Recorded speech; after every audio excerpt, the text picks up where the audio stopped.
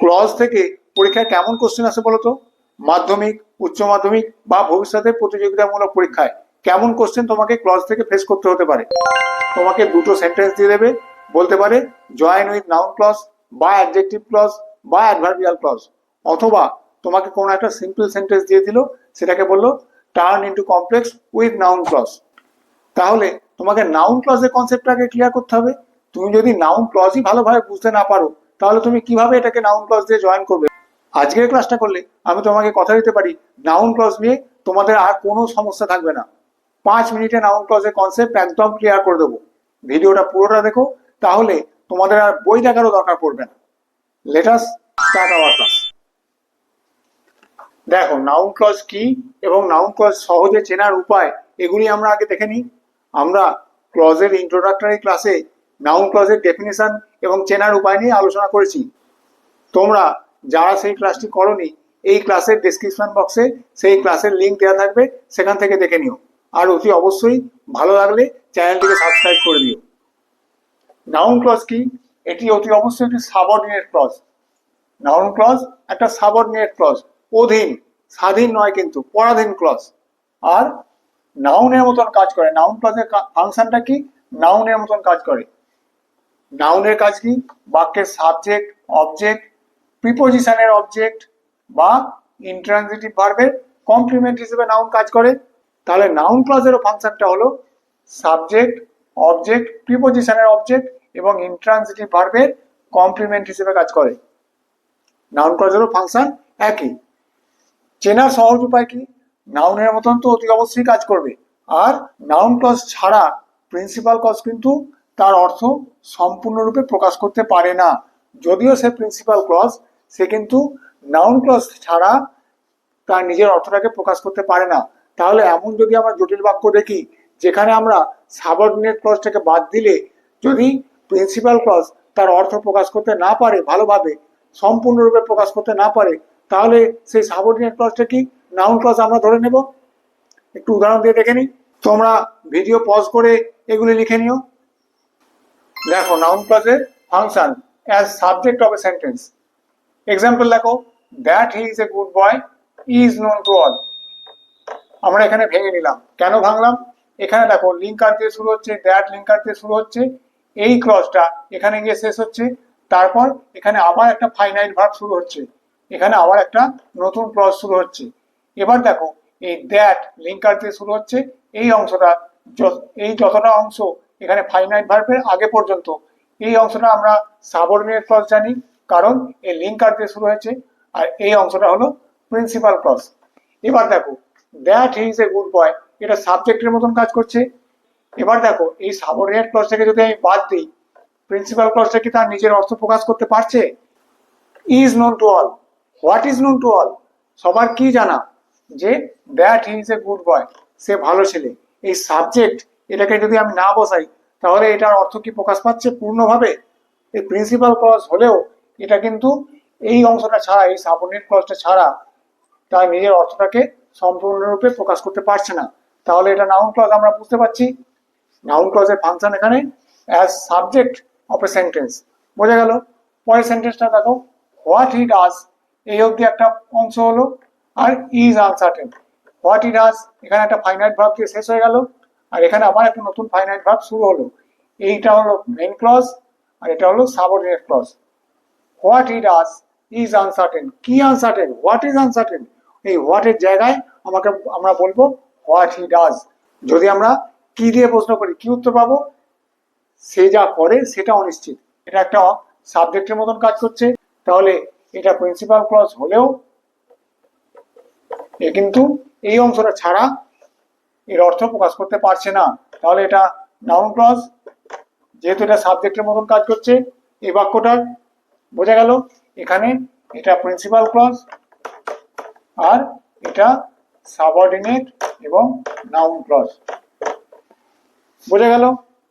পরের সেন্টেন্সটা দেখো, how he did it is a mystery. সেটা কিভাবে করেছিল সেটা একটা রহস্য। এই অবধি একটা অংশ হলো, আর ইজ এ মিস্ট্রি। এখান থেকে ফাইনাইট ভার্ব শুরু হলো, এই ইজ দিয়ে ফাইনাইট ভার্ব শুরু হলো, এটা মেন ক্লজ বা প্রিন্সিপাল ক্লজ, আর এটা হলো সাবঅর্ডিনেট ক্লজ। যদিও এটা প্রিন্সিপাল ক্লজ, এ কি নিজের অর্থটা প্রকাশ করতে পারছে? কি মিস্ট্রি! যতক্ষণ আমি বলছি হাউ হি ডিড ইট, এই কথাটা যতক্ষণ আমরা না বলছি ততক্ষণ কি ইজ এ মিস্ট্রি, এটা কি তার নিজের অর্থটাকে সম্পূর্ণরূপে প্রকাশ করতে পারছে? তাহলে এই নাউনটা ছাড়া, এই নাউনের মতন ফাংশনকারী ক্লজটা ছাড়া এ তার অর্থ প্রকাশ করতে পারছে না। তাহলে এটা হলো নাউন ক্লজ। বোঝা গেল অ্যাজ এ সাবজেক্ট নাউন ক্লজের ফাংশন। এবার দেখো as object in a sentence noun clause কেমন ভাবে কাজ করে। কর্ম হিসেবে আই নো দ্যাট, এখান থেকে ভেঙে নাও লিঙ্কার থেকে, আমি জানি যে সে পরীক্ষায় প্রথম হয়েছে। আমি কি জানি? এই নো এর অবজেক্ট হিসেবে কাজ করছে এটা। তাহলে এটা হলো নাউন ক্লজ, সাবঅর্ডিনেট ক্লজ এবং নাউন ক্লজ। আর এটা আই নো, এটা হলো প্রিন্সিপাল ক্লজ। বোঝা গেল? নো ভার্বটা অবজেক্ট হিসেবে কাজ করছে, that he has stood first. পরের সেন্টেন্সটা দেখো, she did what she could, সে করেছিল যেটা সে করতে পারতো। সে কি করেছিল? যেটা সে করতে পারতো। তাহলে ডিড এর অবজেক্ট হিসেবে কাজ করছে কে? এই ক্লজটা, হোয়াট সি কুড। তাহলে এটা হলো নাউন ক্লজ আর এটা হলো প্রিন্সিপাল ক্লজ বা মেন ক্লজ। বোঝা গেল? পরের সেন্টেন্সটা দেখো, my father believes that I cannot tell a lie, আমার বাবা বিশ্বাস করেন যে আমি মিথ্যা কথা বলতে পারি না। তাহলে এখানে ভেঙে নাও, এই দ্যাট লিঙ্কারের আগে থেকে আমরা জানি সাবঅর্ডিনেট ক্লজ শুরু হয় লিঙ্কার দিয়ে, এখানে এই দ্যাট লিঙ্কার দিয়ে শুরু হয়েছে, দ্যাট লিঙ্কার থেকে ভেঙে নাও দ্যাট, সরি এখানে দুবার লেখা হয়ে গেছে, that I can not tell a lie. My father believes that I can not tell a lie. My father believes, এই বিলিভস এর অবজেক্ট হিসেবে কাজ করছে কি? That I can not tell a lie. আমার বাবা কি বিশ্বাস করেন? যে আমি মিথ্যা কথা বলতে পারি না। তাহলে এটা অবজেক্টের মতন কাজ করছে, এটা নাউন ক্লজ আর এটা হলো প্রিন্সিপাল ক্লজ। বোঝা গেল? তাহলে তোমরা পজ করে এটা লিখে নিও। দেখো নাউন ক্লজের পরের function, as object two a preposition. Object to a preposition কেন বলছে? এই ধরনের নাউন ক্লজগুলো প্রিপোজিশনের পরে বসছে, এটা linker. A man ran from where he was standing. দেখো এখান থেকে আমরা ভেঙে নিচ্ছি, লিঙ্কার থেকে এই ক্লজটা শুরু হয়েছে। এবার দেখো আমি যদি প্রশ্ন করি দ্য ম্যান র্যান ফ্রম, মানুষটা কোথা থেকে ছুটেছিল? যেখানে সে দাঁড়িয়েছিল। আমি যদি এই নাউন ক্লজটাকে না বলি তাহলে এই প্রিপোজিশনটার কোনো অর্থই প্রকাশ পাচ্ছে না। তাহলে এটা নাউন ক্লজ এবং প্রিপোজিশনের অবজেক্ট হিসেবে কাজ করছে। বোঝা গেল? পরের সেন্টেন্সটা দেখো, listen to what the teacher সেজ। শোনো, কি শুনবে তুমি? যেটা তোমার টিচার বলেন। এখান থেকে ভেঙে নাও, লিসেন টু হচ্ছে মেন ক্লজ আর হোয়াট দ্য টিচার সেজ এটা লিঙ্কার। এখান থেকে আমাদের নাউন ক্লজ শুরু হচ্ছে। তুমি কি শুনবে? যার শিক্ষক মহাশয় বলেন। তাহলে এই টু প্রিপোজিশনটার অবজেক্ট হিসেবে কাজ করছে এই ক্লজটা। বোঝা গেল? এখানে দেখো, take care of what you think the most precious, তুমি সেটার যত্ন নাও। কিসের যত্ন নেবে?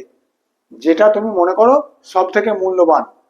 তাহলে এটা নাউন ক্লজ যেটা কিনা প্রিপোজিশনের অবজেক্ট হিসেবে কাজ করছে। বোঝা গেল? পরের ফাংশনটা দেখো, as complement to an intransitive verb.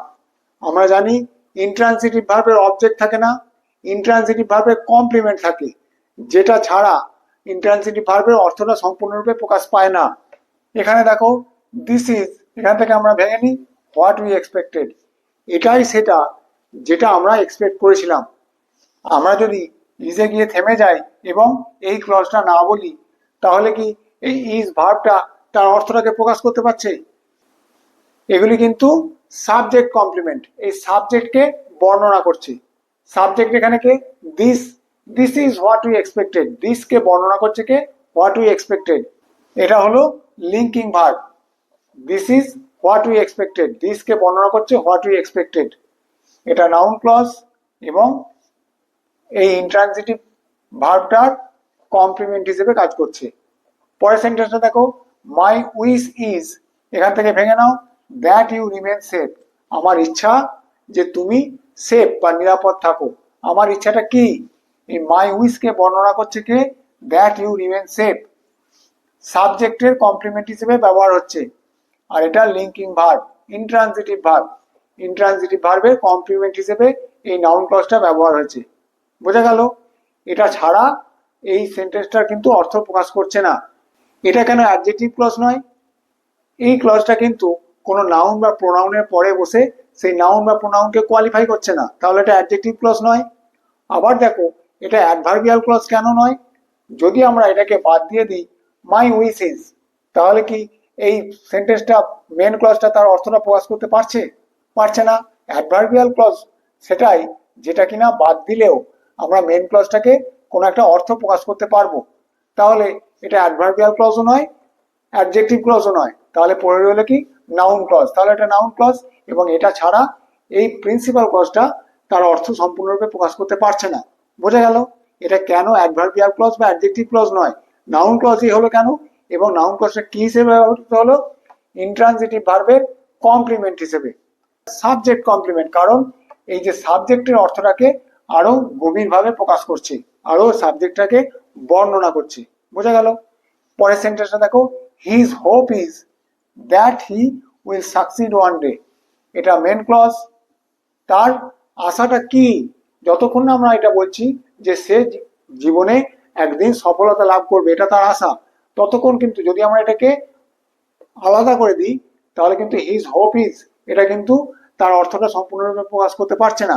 তাহলে এটা নাউন ক্লজ, এবং এটা কাউকে কোনো নাউন বা প্রোনাউনকে কোয়ালিফাই করছে না, তাহলে সেটা অ্যাডজেক্টিভ ক্লজও নয়।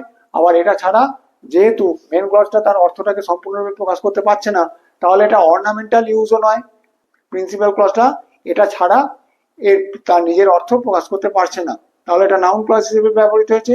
এবং এই ইজ ইন্ট্রানজিটিভ ভার্বটার কমপ্লিমেন্ট হিসেবে ব্যবহৃত হচ্ছে। সাবজেক্ট কমপ্লিমেন্ট, সাবজেক্ট কি? হিজ হোপ, তাকে বর্ণনা করছে কে? That he will succeed one day. বোঝা গেল? লিখে নিও। দেখো, নাউন ক্লজের next function, as apposition to a noun or pronoun. Apposition কি? যেটা কিনা নাউন বা প্রোনাউনের ঠিক পরে বসে সেটাকে বর্ণনা করে। এটা কিন্তু অ্যাডজেক্টিভের মতো নয়, নাউনটাকে জাস্ট বর্ণনা করে, তার কিন্তু দোষ গুণ প্রকাশ করে না। নাউনটা কি সেটা বর্ণনা করে। যেমন ধরো, রাম, কমা দিয়ে আমি লিখলাম দশরথের পুত্র, কমা, বনে গিয়েছিলেন। তাহলে রামকে বর্ণনা করছে কে? দশরথের পুত্র। আমি দশরথের পুত্রটাকে যদি আমি তুলেও দিই রাম বনে গিয়েছিলেন, তাহলেও কিন্তু এই যে বাক্যটা তার কিন্তু খুব একটা অর্থের পরিবর্তন হবে না। শুধুমাত্র রামকে বর্ণনা করছে দশরথের পুত্র, এই রামের পরে দশরথের পুত্রটা বসছে এবং রামকে বর্ণনা করছে, সেইটা হলো অ্যাপোজিশন। এখানে দেখো, the fact that the earth moves round the sun is known to all. Principal clause কোনটা? The fact is known to all, এটা হচ্ছে প্রিন্সিপাল ক্লজ। আর এইটা হলো অ্যাপোজিটিভ নাউন ক্লজ, যেটা কিনা ফ্যাক্টকে বর্ণনা করছে। ফ্যাক্টকে, এই যে বাস্তবটা কি? The fact that earth moves round the sun is known to all, সেই ঘটনাটা যে পৃথিবী সূর্যের চারদিকে ঘোরে সবার জানা। ঘটনাটা কি সেইটা বর্ণনা করছে কি? এই দ্যাট দিয়ে ক্লজটা। এটার সঙ্গে অ্যাডজেক্টিভ ক্লজের তফাৎ কি? অ্যাডজেক্টিভ ক্লজ কিন্তু ফ্যাক্টটার গুণ প্রকাশ করে। যেমন দেখো, আমি যদি বলি the fact that you told was false, সেই ঘটনাটা যেটা তুমি বলেছিলে সেটা কিন্তু মিথ্যা ছিল। এটা কিন্তু ফ্যাক্টের দোষ বা গুণ প্রকাশ করছে, দ্যাট ইউ টোল্ড, কিন্তু ফ্যাক্টটা কি সেটা বলছে না। এখানে কিন্তু এই দ্যাট ক্লজটা ফ্যাক্টটাকে বর্ণনা করছে। দুটোর মধ্যে তফাৎ তোমাকে বুঝতে হবে। অ্যাপোজিটিভ নাউন ক্লজ আর অ্যাডজেক্টিভ ক্লজ খুব ক্লোজ, দুটোরই লিঙ্কার কিন্তু দ্যাট। অ্যাডজেক্টিভ ক্লজের অন্যান্য লিঙ্কারও রয়েছে, ডব্লিউএইচ ওয়ার্ড রয়েছে, সঙ্গে দ্যাটও রয়েছে, কিন্তু অ্যাপোজিটিভ নাউন ক্লজের লিঙ্কার সবসময় দ্যাট। এবং অ্যাপোজিটিভ ক্লজের ফাংশনটা কি? সেটা ওই নাউন বা প্রোনাউন যার পরে বসে সেটিকে শুধু বর্ণনা করে, তার কিন্তু দোষ গুণ প্রকাশ করে না। পরের সেন্টেন্সটা দেখো, it is a truth that he has committed the theft. এটা একটা সত্যি যে সে চুরিটা করেছে। সত্যিটা কি সেইটাকে বর্ণনা করছে, এই ট্রুথকে বর্ণনা করছে, that he has committed the theft. এটা ভালো কাজ কি মন্দ কাজ সেটা বলছে না, শুধু সত্যিটার ঘটনাটা কি সেটা বর্ণনা করছে। অ্যাডজেক্টিভ ক্লজের কাজটা কি, সেটা গুণ বা দোষ, সত্যি না মিথ্যে, গুড না ব্যাড, ভালো না মন্দ, সেটা প্রকাশ করা। কিন্তু অ্যাপোজিটিভ নাউন ক্লজের কাজটা হচ্ছে সেই যে নাউনের পরে বসছে সেটিকে বর্ণনা করা। বোঝা গেল? এই অ্যাপোজিটিভ ক্লজের সবসময় লিঙ্কার হচ্ছে দ্যাট। পরের ফাংশনটা দেখো, as object to an omitted preposition, যেখানে প্রিপোজিশন অমিট থাকবে। কোনো কোনো সেন্টেন্সে আমরা প্রিপোজিশনকে ঊর্ধ্ব রেখে দিই, তাদের অবজেক্ট হিসেবেও নাউন ক্লজ ব্যবহার করা হয়। যেমন দেখো, I am afraid of, afraid এর পরে অফ হয়, সেটাকে আমরা তুলে দিলাম, ঊর্ধ্ব রেখে দিলাম। I am that he will return, সে ফিরে আসবে, এটা আমরা আমি ভয় পাচ্ছি, আমি ভয় পাচ্ছি যে সে ফিরে আসবে। এই অফটাকে ঊর্ধ্ব রেখে দ্যাট হি উইল রিটার্ন আমি বলে দিলাম। এই দ্যাট লিঙ্কার দিয়ে এই নাউন ক্লজটাকে যোগ করা হয়েছে। কার অবজেক্ট এটা?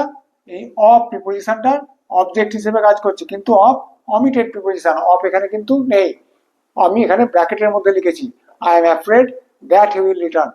পরের সেন্টেন্সটা দেখো, he was sure that he would succeed, সে নিশ্চিত ছিল যে সে সফলতা লাভ করবে বা সফল হবে। এই দ্যাট হি উইল সাকসিড এই নাউন ক্লজটা কার অবজেক্ট হিসেবে কাজ করছে? এই প্রিপোজিশনটার, এবং প্রিপোজিশনটা অমিটেড আছে। বোঝা গেল নাউন ক্লজের ফাংশনগুলো?